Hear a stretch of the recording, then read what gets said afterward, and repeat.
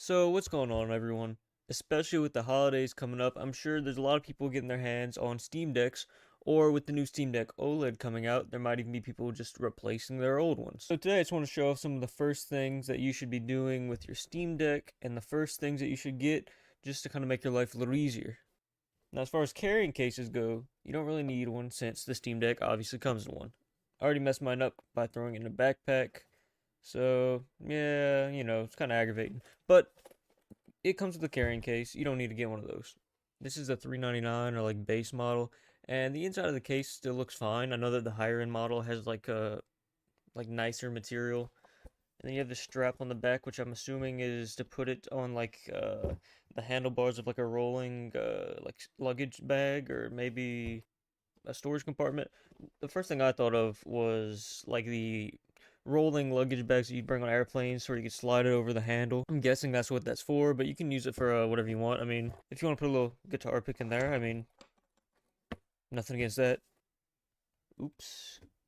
So it's pretty easy to tell off the bat my Steam Deck looks a little different from, just one out of the box. So, this is just a pretty average, protective case. And it actually adds a lot of grip to it. Whenever I first started playing my Steam Deck the first couple days after getting it, I found that the handles actually would get pretty slippery and it wasn't super comfortable. It was kind of like how plasticky like an Xbox controller is. But a case like this with grip, it doesn't look super comfortable, but it actually really does absolutely change how comfortable it is. It adds a pretty big amount of handle on either side, and it also has a flat bit on the bottom so that it can stand vertically if you want to use a controller. So I've had a few comments asking what this case is. I'll drop a link down below for everything in this video. It's kind of like a Zelda themed case for the Steam Deck, with the Triforce, whatever. Still has all the right cutouts for, your vents and all that other stuff. Buttons, light. It is a silicone case, so stuff does stick to it a little bit, like dust and whatnot.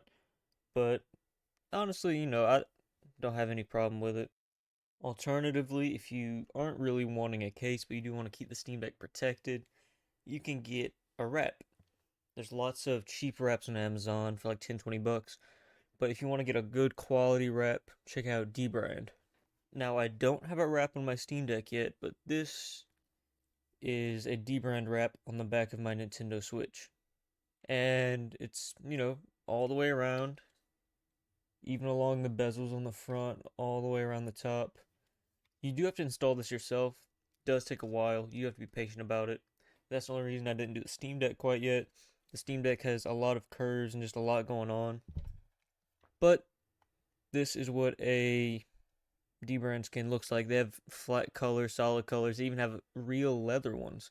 This is just a pattern that I really like. This pattern is called Swarm.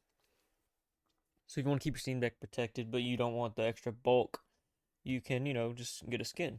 Even with this slightly larger case, Steam Deck still fully fits in the original case. It zips up, all that works out fine.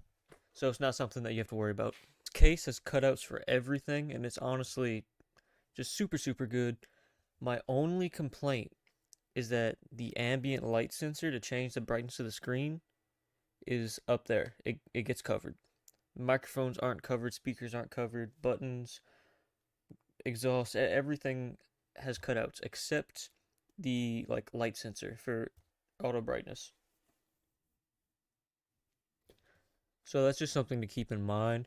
I didn't find the auto brightness on the Steam Deck to work particularly well anyway, but it just doesn't work at all with this case. I feel like if you do a wrap, you wouldn't have any problems with that at all. There might be other cases that don't cover this, but this case is super sick. The next thing that I'd say that you absolutely need to get is a screen protector. Now, the screen protectors that always worked out on my Switch, and, always enjoyed how they came out, were AM film screen protectors. AM film, AM film. I'm gonna call it AM film. So that's what we're working with here. A 2-pack of AM film screen protectors on Amazon for about 10 bucks. And you probably couldn't even tell that it's on there since this case covers up the edges of the screen. So, really unintrusive. You can't tell it's there, and it protects your screen from being messed up. As a matter of fact, I don't know if it's going to show up on camera, but I already have a pretty deep scratch in the corner here. And yeah, the screen protector, it's on the screen protector, not the Steam Deck. And since I have a 2-pack, I can just swap it out, but I'm gonna wait a little bit to do that. And so this is a 64 gigabyte Steam Deck, which is, the base model. And as a matter of fact, until they sell out of those, they're gonna be $350, and then it's gonna go back up to $399 for the 256 gigabyte model, the newer base model. So, this only comes with 64 gigs of storage. And then if you go to my library, I have definitely more than 64 gigabytes of games installed on here. As a matter of fact, just Halo Master Chief Collection as well as Forza Horizon 5, those are both over 100 gigabyte games. And that is because I have this 1 terabyte micro SD card. So this is a silicon power 1 terabyte micro SD card. It'll run you about $50 on Amazon, and it's pretty much plug and play. And you just go to your settings, go to storage, and then 908 gigabytes. So I don't know why it says 0 bytes free. I feel like something is definitely acting up here. I'll figure that out later. But 908 gigabytes free on the card after you format it. So you can just get a 64 gig model, which they're replacing the base model with a 256 going forward. So this, what I'm about to mention, won't even be an issue unless you have a 64 gig. So you can just get a 64 gig model, put on 1 terabyte SD card, install all the games that you want to play on here. And I do have some emulators on the desktop as well, some Simu Wii U stuff. So I have a bunch of games on this. Then whenever you go to storage, internal drive, I only have 5.9 gigabytes free. And you want to see what's on the internal drive? One thing, that's 400 megabytes. So for the uninformed, what it's doing here, every time you play a game in your Steam Deck, it caches shaders. And the shaders, regardless of where you want them to go on the local storage. So the more games that you have and the more that you play those games, the more it just fills up your local storage. So this is why I would advise doing a internal storage upgrade, a 1 terabyte SSD, as opposed to a SD card. The SD card's plenty fast. You can play everything off of it, and honestly, don't have an issue with load times. But it saves the shader cache to local storage. So my local storage is about full, even though I don't have any games on it. And going forward with the 256 model, which is the new base model, this probably won't even be an issue because I have my entire 1 terabyte SD card pretty much full, and the internal storage is almost full. So, it's just a little irritating because I could probably fit a few games on the internal storage had that not done that, like Skyrim, Fallout, whatever. So if you don't have issues with this, I'd recommend taking your Steam Deck apart, putting in a new SSD, reinstalling the operating system. It's a lot of work. That's why I just did the SD card. But just be aware, if you have a 64 gig model, this caching is a problem.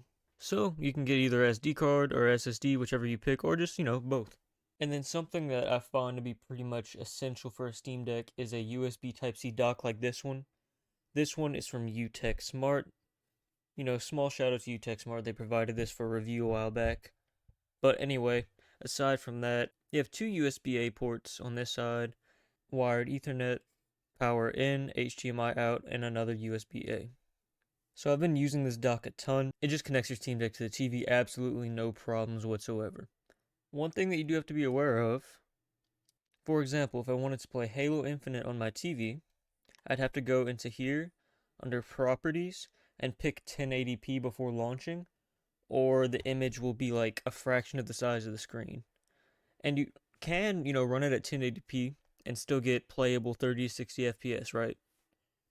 You just have to change the resolution every time, and if you don't change it before you open it on the handheld screen, I've had it crash and refuse to open, so you have to go back in, change it to 800p.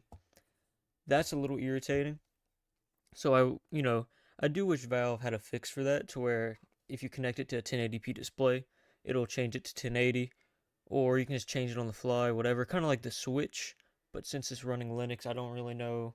They've patched up a lot of the issues with Linux. I want to see if they can patch that up, possibly, being able to dynamically switch displays. But anyway, if you don't have a dock, a USB-C dock, this one will run you about $30. And it even works with Switch, MacBooks. I've used it on my iPad. My only small complaint about this unit is that it's not like the official Steam Deck dock that's sort of like a stand. So you have to plug it in and just let it sit on the table right there, which it doesn't put any strain on the port or anything. It just looks a little funky. But for the price, this one works super dope. So I'll leave a link to this Utechsmart dock down below if you want one. It's definitely worked for my Steam Deck for all the stuff I've wanted to do on it. So probably the last thing that I'd say to make sure that you definitely have for your Steam Deck is a pretty simple one. A controller. So as you can see, I have a Xbox controller here and a PS5 controller here. This is Xbox Elite, this is a regular PS5 controller, whatever. And the reason that I'm showing you guys this, on a Steam Deck, you aren't stuck with, say, Steam's controllers. They do have a controller, but that's not important. If I want to play with this Xbox controller, I can. If I want to play with this PS5 controller, I can. And the haptics do work for a good bit of games as well. There's even configurations to use Joy-Cons as, a full controller on the Steam Deck as well, since it's technically just a computer. And by far the best bit about this, I'd say go out and get yourself a controller, of course. But since the Steam Deck's just a computer, it has Bluetooth, all of your earbuds, Beats, AirPods, whatever it may be, they just work. So thank you guys for stopping by and just, listen to what I have to say. If you have a Steam Deck, this is just my personal list of, what I think you'll want to get yourself going. And stay tuned for some future content. Been taking it easy lately, but, I have stuff in the works. And yeah, I hope you guys enjoyed. That's all for me. I'm out. Peace.